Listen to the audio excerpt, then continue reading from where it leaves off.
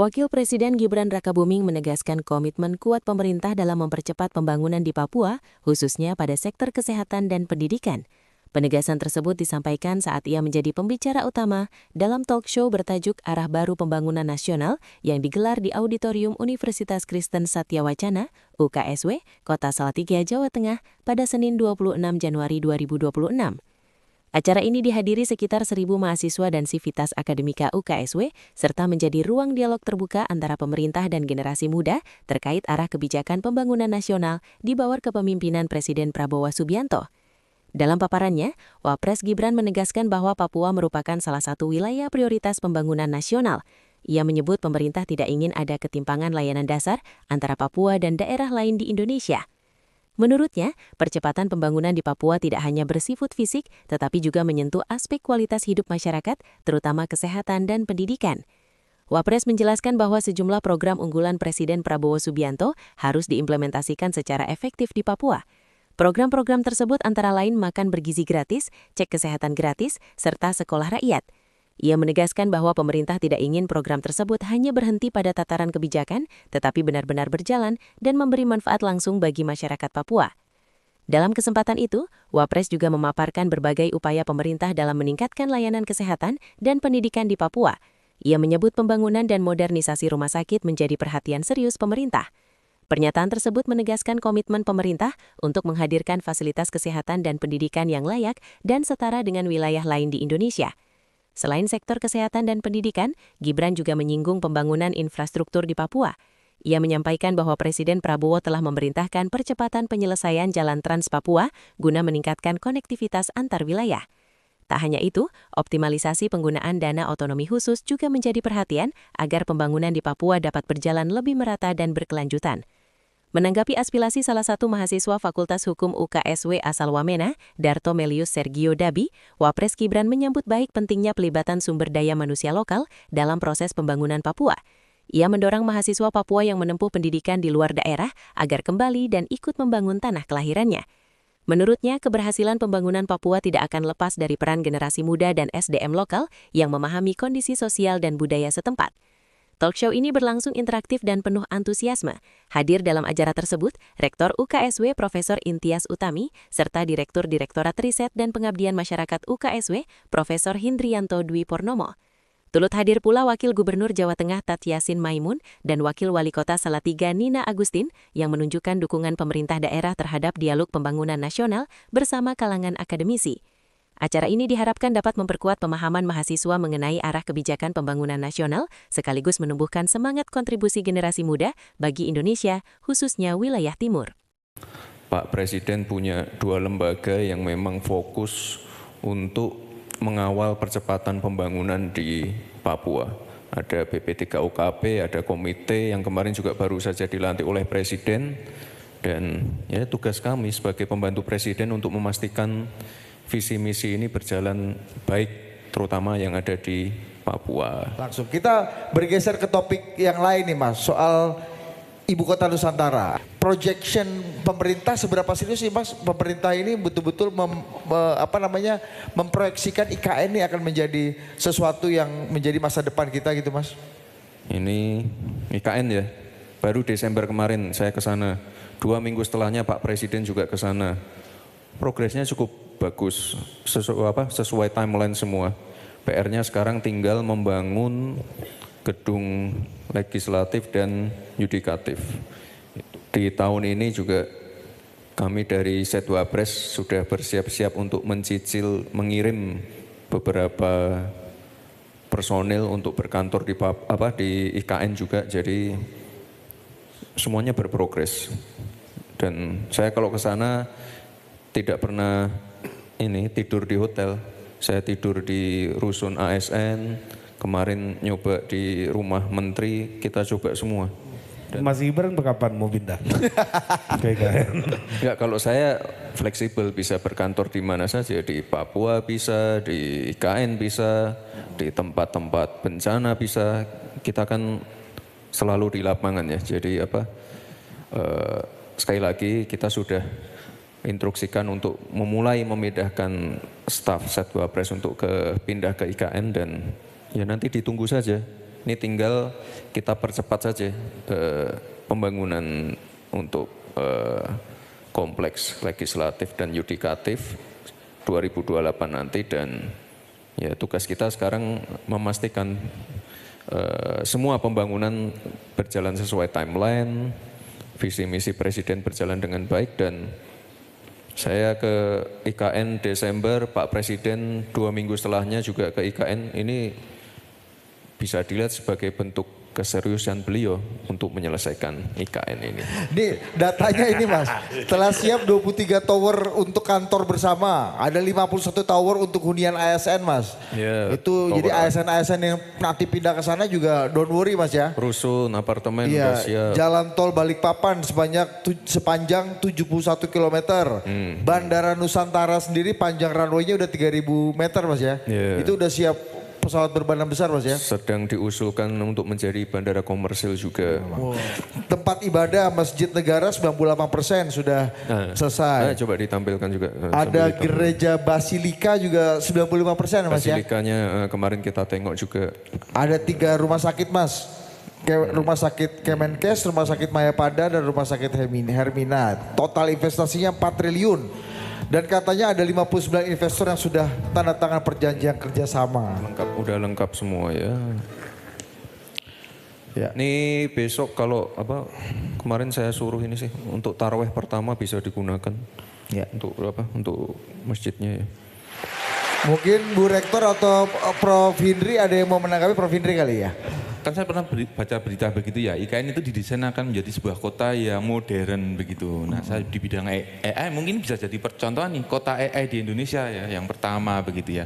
Nah ini mungkin bisa, apakah diarahkan ke situ ya sebagai kota modern dengan memanfaatkan model-model AI atau teknologi AI. Saya rasa itu akan menjadi proyek yang sangat bagus. Iya benar juga. Boleh mau ditanggapi Mas? Ya kalau bicara AI, hampir sebagian besar ini ya aspek kehidupan kita sehari-hari udah melibatkan AI.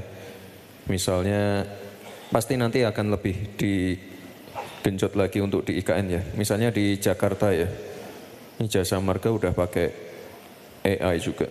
Ini timnya anak-anak muda semua. Makanya kemarin pada waktu Lebaran tahun lalu ya, itu angka kecelakaan di tol berkurang, kemacetan berkurang. Jadi dengan AI ini kita bisa melihat kapan harus one way, kontraflow dan lain-lain.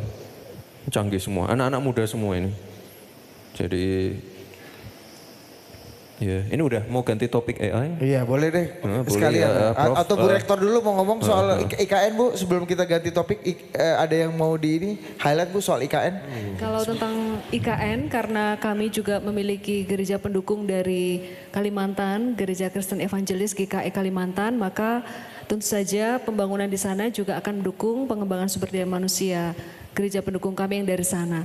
Tapi juga tadi akan baik Mas Wapres kalau boleh usul teman-teman dari Papua itu juga dibukakan wawasannya, juga teman-teman, karena kami dari seluruh Indonesia ada, untuk bisa melihat IKN secara langsung, karena mereka lah yang nanti akan menjadi pemimpin di masa depan. Sehingga terbuka wawasannya, bahkan kajian-kajian penelitian, jika diperkenankan ada ruang-ruang juga buat kami para peneliti bisa ikut berkontribusi di sana. Matur nuwun. Apa minta buka UKSW cabang Nusantara Mas nanti Mas? Boleh. Hah? Bisa kita sediakan juga lahannya kalau serius di IKN. Baik, nanti kami diskusikan teman-teman, siapkah UKSW? Mantap. Oke, kita bicara soal AI sekarang Mas. Nih Mas Gibran ini kan Wapres AI disebutnya kan? Gimana sih Mas, dunia ini kan kayak apa sih? Maksudnya Mas Gibran sampai ngomong AI, kita ini kan jadi susah bedain Mas. Yang AI yang bukan gitu kan udah. Iya ya, makanya edukasi tentang AI kan kita mulai dari tingkat yang paling muda, SD, SMP, SMA, basic prompting dan lain-lain, etika penggunaan AI. Itulah kenapa banyak sekali orang-orang yang ngedit wajahnya Pak Balil pakai AI juga kan. Kita masih punya waktulah untuk mengenalkan ini AI, blockchain, robotik, semuanya ya, digital ekonomi, kita ingin mengenalkan ini sedini mungkin.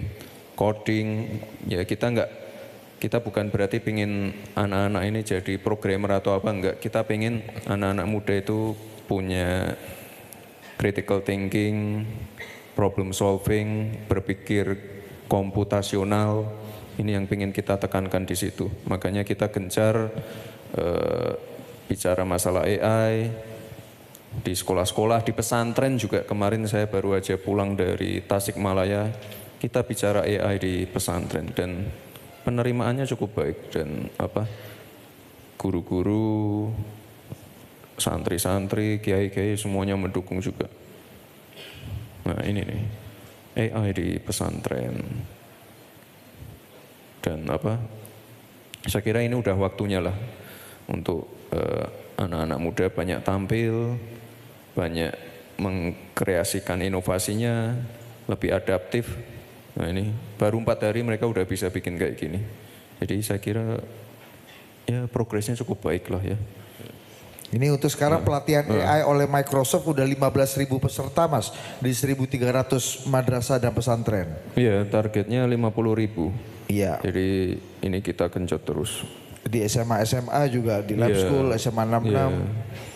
Ini ngaji pakai AI, agak delay ya. Iya. Oke. Ada lagi enggak ya? Terus. Ngaji pakai AI itu gimana Mas maksudnya Mas? Ya dia bisa ini, nanti terdeteksi yang salah-salah apa. Prof Indri ada yang mau mari, soal Prof. AI ini ada yang mau Ya. Prof, ada yang mau ditanya atau? Ini ada beberapa problem yang kita sering hadapi bersama ya, karena ketika kita bicara AI itu seringkali yang kita bicarakan masalah teknologi kan ya, teknologi gitu. Secara adopsi teknologi kita relatif cepat begitu ya, tetapi dari kesiapan SDM ini sebetulnya yang seringkali menjadi masalah, karena kalau kita tahu AI ini teknologinya kan dikembangkan di negara-negara yang maju dengan kultur mereka dan kecenderungannya dipakai untuk menyelesaikan masalah mereka begitu ya. Nah sementara ketika dibawa ke Indonesia dengan kultur yang berbeda, adopsinya tentunya saja berbeda.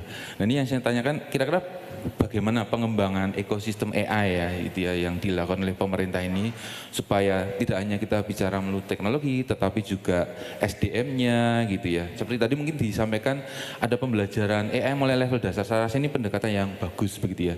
Cuma perlu menurut saya ketika kita mengajarkan itu jangan terjebak di dalam teknologi tetapi juga pola pikir ya, pola pikir. Kemudian satu hal yang penting lagi adalah terkait dengan data sebetulnya ya. Infrastruktur. Data. Jadi AI ini kan sebetulnya masih yang belajar dari data itu. Nah sebenarnya kita ini punya kekayaan data yang luar biasa. Ada data hayati, mungkin kesehatan, begitu. Nah selama ini nih mungkin belum ada policy yang kemudian bisa mengukur supaya data ini bisa menjadi kekuatan kita di dalam mengembangkan AI, supaya tidak menjadi konsumen. Nah ini kira-kira pengembangan ekosistemnya yang dirancang pemerintah seperti apa ini ya Mas Gibran? Itu. Ya, mulai pertanyaannya serius nih Mas. Boleh tambahkan dong Mas? Yang jelas ini Pak, pemerintah terutama untuk pelayanan publik ya, terutama pelayanan publik yang sehari-hari ini kan sudah mulai menggunakan AI, terutama yang itu tadi ya saya perlihatkan jasa marga ataupun misalnya di... Kalau di tol tuh gimana Mas di jasa marga Mas? AI-nya dalam fungsi apa Mas? Enggak, kalau kita ya dia bisa analyze traffic, kapan harus one way, kapan harus kontraflow. Jadi makanya tadi saya bilang ketika lebaran jumlah kecelakaan, jumlah kemacetan ataupun bottleneck di exit tol ini bisa teratasi. Jadi sebenarnya penggunaan AI di kehidupan sehari-hari udah mulai terasa. Oke, sekarang ada yang mau diskusi nggak sama Mas Gibran? Mau nggak? Ya mau bertanya. Oke, kita boleh buka saya Mas ya? Boleh. Oke, yang mau tanya saya dari yang depan dulu deh. Kamu nih. Oke, terima kasih atas kesempatannya yang diberikan. Perkenalkan diri dulu terlebih dahulu. Perkenalkan nama saya Frida Angelika dari Fakultas Ilmu Sosial dan Komunikasi, Prodi Ilmu Komunikasi. Kalau tadi kan ada 3 ya, materi yang disampaikan oleh Mas Wapres selaku ada IKN, Papua dan juga AI. Namun di sini saya ingin berbicara tentang Papua. Kepada yang terhormat Mas Wapres izin bertanya. Dengar-dengar Mas Wapres adalah orang yang diberi mandat oleh Presiden untuk mengelola Papua. Nah, bisa dibilang mandat ini cukup berat ya Pak. Karena ini tertuang juga dalam keputusan Presiden. Nah, menurut Mas Wapres sendiri, seberapa optimis dan yakin Mas Wapres dalam membuat Papua ini sejajar dengan wilayah-wilayah lain di Indonesia? Karena bisa dilihat realitanya, banyak sekali wilayah-wilayah di Papua yang masih kurang terakses dan masih tidak sejajar dengan wilayah-wilayah contohnya di Jawa ini. Seperti itu, terima kasih. Siapa tadi namanya? Frida? Iya. Oke. Ini kamu agak maju loh, kamu jangan mundur-mundur. Gak usah takut. Ya sesuai mandat yang ada, kita kan memang ditugaskan untuk mengawal pembangunan ini di Papua ya. Kalau optimis, saya optimis. Tapi yang namanya pembangunan itu kan tidak hanya 1 tahun, 2 tahun. Pembangunan kan berkelanjutan, tidak bisa instan. Jadi apa yang saya tampilkan tadi ini kan hanya baru beberapa persen. Nanti ke depan di tahun ini, tahun depan, tahun depannya lagi akan kita genjot terus program-program yang ada sesuai visi misi dari Pak Presiden. Asalkan ini setiap dana otsus, APBD, kegiatan-kegiatan kementerian lembaga yang ada di sana itu dikawal bersama. Kalau saya sendiri nggak mungkin bisa, harus dibantu oleh gubernur, bupati, wali kota, tokoh adat, tokoh masyarakat, anak-anak muda, mahasiswa Papua. Jadi setiap rupiah yang disalurkan ke sana itu benar-benar bisa berimpact ke warga. Jadi jangan sampai ada lagi, mohon maaf, temuan-temuan atau ada yang kena OTT. Ya ini nanti yang memperlambat pembangunan di Papua. Makanya terkait eksekusi lapangan, penggunaan APBD, APBN, ini kan semuanya sekarang termonitor ya.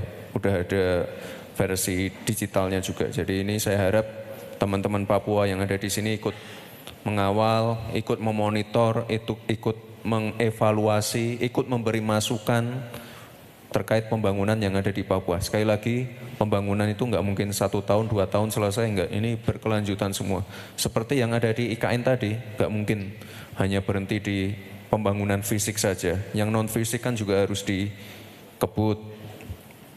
Transisi pemerintah dari pemindahan dari Jakarta ke IKN juga harus dikebut dan dikawal. Jadi saya kira ini tantangannya banyak, tapi saya yakin Papua bisa maju, visi misi dan program Presiden bisa berjalan dengan baik di sana, asalkan semuanya ikut mendukung. Oke.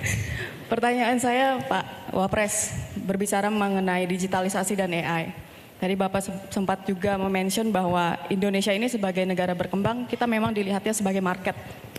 Nah kebetulan dari program Bapak mengenai digital talent, itu kan kita pasti melahirkan talenta-talenta yang melek AI dan digital. Dan Indonesia ini menjadi market, pasar global untuk AI sudah masuk beberapa. Ada seperti Microsoft, Nvidia, kemudian Google. Nah, yang jadi pertanyaan saya bagaimana strategi Bapak untuk supaya digital talent kita ini memiliki hubungan yang resiprokal dengan investasi dan juga transfer teknologi di Indonesia. Sehingga Indonesia ke depannya kita bisa shifting dari market ke inventor, Pak. Terima kasih. Oke. Charlo, jurusannya apa? Agroteknologi. Agroteknologi, masa depan juga ini nih. katanya Bu Rektor yang ikut ke Turki itu ya? Benar, Pak. Apa penemuannya apa? Kemarin kita mengembangkan tentang inovasi untuk aklimatisasi, jadi kita perlengkap juga alatnya itu dengan AI, Pak. Untuk kultur jaringan. Oh iya? Itu apa? Lomba berarti atau kompetisi? Kompetisi dunia, Pak, dan puji Tuhan kita masuk 10 besar kemarin. Oh iya? Oh mantap. Tahun ini ada yang berangkat lagi Bu Rektor? Tahun ini? Iya, tiap tahun ada. Tiap Mereka tahun mencari, ada. ya, mereka mencari kompetisi dunia dan Iya. kita buat squad khusus untuk mengikuti kompetisi internasional. Nggak, saya kira kita harus apresiasi UKSW ya karena sudah secara konsisten mengirim Ya. mahasiswanya ke luar negeri untuk mengikuti kompetisi-kompetisi seperti ini. Ya ini caranya biar kita tidak selalu jadi pasar ya harus seperti ini. Harus adaptif, inovatif, dan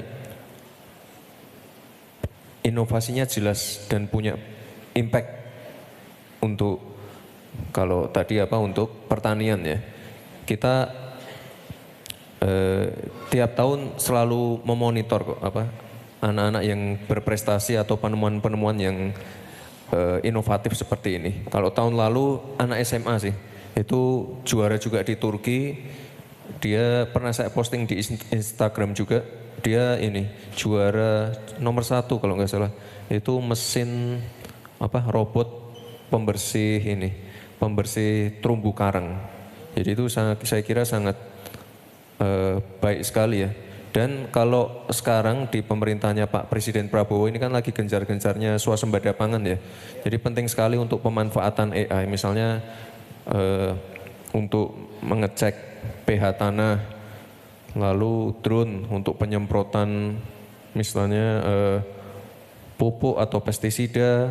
Ini saya kira ini salah satu cara lah untuk sekali lagi untuk peningkatan kapasitas pertanian kita dan juga ini biar anak-anak muda bisa terlibat lagi di pertanian. Jadi saya kira ini kita apresiasi ya Bu Rektor ya, UKSW yang selalu adaptif, inovatif, mengirim anak-anaknya ke luar negeri untuk bersaing dengan negara-negara lain. Dan ya kalau kita di luar negeri bersaing dengan negara-negara lain kita nggak kalah kok. Jadi terima kasih ya. Kalau misalkan dari Turki kemarin memang kita mau mengembangkan satu inovasi yang menurut kami, dan karena kami butuh kolaborasi terhadap pertanian waktu itu, jadi kami kolaborasi dengan Charlotte. Kami berisikan 7 tim dengan satu pembimbing Bu Maria Enggar. Jadi kemarin kita mengembangkannya, untuk AI-nya sendiri kita menggunakan beberapa algoritma Pak. Jadi ada computer vision, terus untuk datasetnya modelingnya kita menggunakan random forest dan juga regresi linear untuk kalibrasi datanya dengan parameternya suhu, temperatur, lalu intensitas cahaya dan lain-lain. Jadi itu nanti untuk tanamannya hanya seperti diinkubasi pada bayi Pak. Jadi tanamannya dimasukkan kemudian nanti tinggal ditaruh di open field begitu. Sebelumnya perkenalkan, nama saya Dewangga dari Fakultas Ilmu Kesehatan Prodi PJKR. Siapa namamu? Prodi apa? PJKR Pak. PJKR itu apa? Olahraga. Oh, Penjaskes. Iya. Iya. Izin Anak olahraga ada nggak di sini anak olahraga? Anak fitness? Oke lanjut. Izin bertanya Bapak mengenai pembangunan di IKN tadi. Tadi Bapak sempat bilang kalau pembangunan di IKN dipercepat ya Pak. Nah, saya sempat baca juga, sempat dengar di berita juga, katanya nanti untuk pusat pemerintahan juga dipindah di IKN. Nah, kira-kira mulai kapan Bapak berkantor di IKN? Dan apabila berkantor di sana, apakah masih tetap efektif dalam mendukung kinerja pemerintahan atau berkantor di IKN hanya sebagai suatu simbolik saja? Mohon izin, terima kasih Pak. Mantap. Kalau pindah kapan tadi sudah saya jawab ya. Kita udah instruksikan staf Satwapres untuk memulai memindahkan secara bertahap ke IKN. Karena ini saya lihat kantornya juga udah mulai jadi. Dan kalau tidak salah di tahun ini tuh ada dari Menpan RB ya, ada 4.000-an ASN yang mulai dipindahkan juga ke sana. Ada 4.000-an ASN. Jadi ini nanti bertahap semua sampai 2028 nanti. Karena yang paling penting ini kan eksekutifnya udah jadi nih. Kantor Presiden, Menko, Menteri dan lain-lain. Ini kan sekarang kita kejar yang DPR sama yudikatif, MA, MK dan lain-lainnya. Jadi nanti ya kita doakan yang terbaik, nanti 2028 selesai semua, kita pindah ke sana dan mungkin nanti 2029 dan seterusnya semuanya efektif berkantor di sana. Jadi ini sekarang sedang pemindahan secara bertahap seluruh kementerian termasuk di tempat saya